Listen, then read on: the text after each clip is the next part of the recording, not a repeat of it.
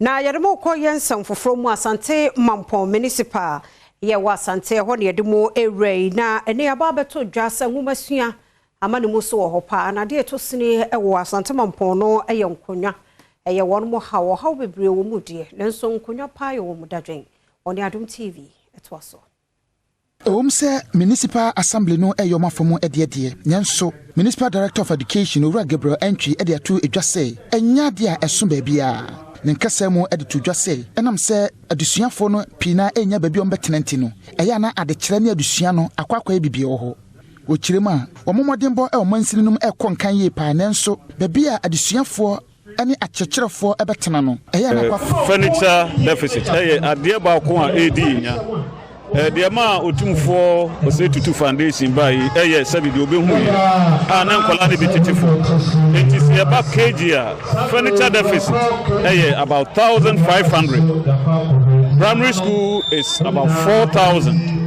and JHS is about 3,000 and now we have furniture deficit and say ya dia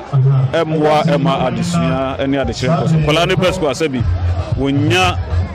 baby papa entina esuadi am so Emma Otumfo osetutu the second foundation at the 120 duadex akwakoma kofiase MA basic school 185 chairs and round tables anomode ama kindergarten for enye nonko akyekyerefo enso enyankunya ombetena so omosan e de exercise and textbooks edema basic 1 to 6 enam se na school den no ho ayedadenti omosan e penti Owura Gabriel entry esan to just say ade ba ko a esa di omunya e wo mansinu no ye pa maintenance ade ba ko a ye challenge ma schools no because schools no dan mu nyina tutu ye ne assembly na din komo sanka at least IGF yemfa 1%